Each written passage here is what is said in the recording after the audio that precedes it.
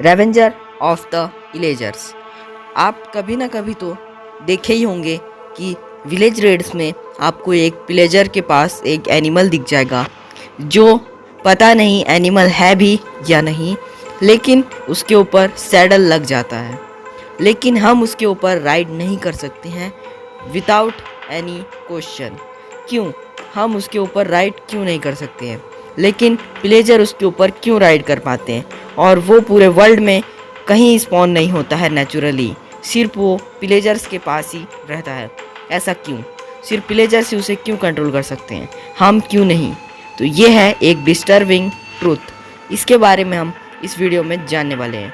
तो ये ऐसा ट्रूथ है कि इसको सुन के आप खुद भी हिल जाओगे, जैसे कि मैं हिल गया था। तो स्टोरी स्टार्ट करने से पहले मैं आपको एक रिक्वेस्ट करना चाहता हूँ। अगर आप मेरे चैनल पर नए आए हो तो प्लीज़ इस रेड कलर के सब्सक्राइब बटन को दबा दो, क्योंकि आपके इस सब्सक्राइब से हमारा मोटिवेशन बढ़ता है, जिससे कि हम आपके लिए ऐसी वीडियोस लाते रहेंगे।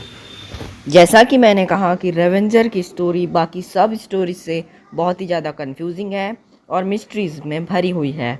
तो इसको समझने के लिए हमको माइनक्राफ्ट की दो बहुत ही फेमस एंटिटी के बारे में समझना होगा। वो दो एंटिटी हैं हमारे इलेजर्स एंड विलेजर्स। और क्यों ये दोनों ऑलमोस्ट एक जैसे लगते हैं, और हमारे पास इलेजर्स में 4 टाइप के एंटिटी आते हैं। उनमें से है कुछ प्लेजर्स, विंडिकेटर, इवोकर और इल्यूजनर। खैर इल्यूजनर को तो हम सिर्फ क्रिएटिव में ही स्पॉन करा सकते हैं, वो सर्वाइवल में एग्जिस्ट नहीं करता है। तो हमारे पास 3 टाइप के ही इलेजर्स बचते हैं सर्वाइवल में, वो हैं इवोकर, विंडिकेटर और पिलेजर्स।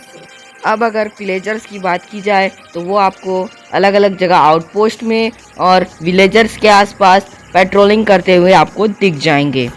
और विंडिकेटर की बात की जाए तो विंडिकेटर आपको वुडलाइन मैंसन में ही खाली दिखेगा, क्योंकि वो वहाँ के गार्ड्स होते हैं और वो आपको उसके बाहर कभी नहीं दिखेगा। अब इवोकर की बात की जाए तो वो बहुत ही मैजिक कर सकते हैं और वो आपको वुडलाइन मैंशन में ही दिखेंगे, और उनसे आपको टोटम ऑफ अनडाइन मिलता है जब आप उनको डिफीट करते हो। अब बात आती है विलेजर्स की। तो विलेजर्स सारे सेम ही होते हैं, लेकिन वो बस अपने अलग अलग प्रोफेशन से डिवाइडेड रहते हैं। लेकिन विलेजर्स और विलेजर्स ज़्यादातर सेम क्यों रहते हैं? अब बात आती है उनकी आईब्रोज़ की। तो विलेजर्स की आईब्रोज़ यूनिब्रो होती है और विलेजर्स की आईब्रोज़ ऊपर की ओर होती है। मतलब पता चलता है कि वो गुस्सा है, लेकिन किससे? वो गुस्सा है हमारे प्यारे और सबके प्यारे इनोसेंट विलेजर्स से। हाँ, पहले प्लेजर्स भी विलेजर्स ही हुआ करते थे, लेकिन उनकी कुछ पॉपुलेशन जिनको हम अभी इवोकर नाम से जानते हैं, वो कुछ इनह्यूमन काम करते थे और ब्लैक मैजिक का यूज़ करते थे।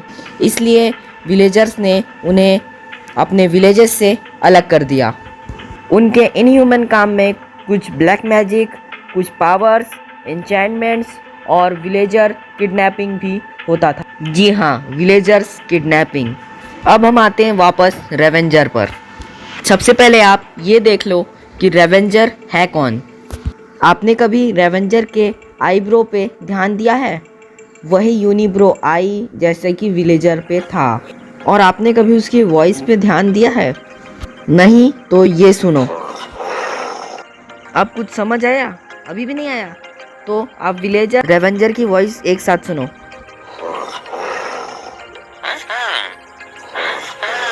नहीं आया? तो मैं बताता हूँ।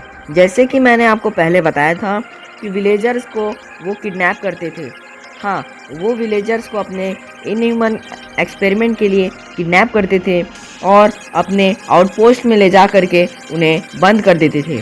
और इवोकर उनके साथ एक्सपेरिमेंट करता था और उन्हें चेंज कर देता था रेवेंजर पे। इसलिए रेवेंजर कभी भी हमारे साथ नहीं होता है सिवाय विलेजर्स के, क्योंकि विलेजर्स ने उन्हें बनाया है, इसलिए वो उन्हीं के कंट्रोल में रहता है।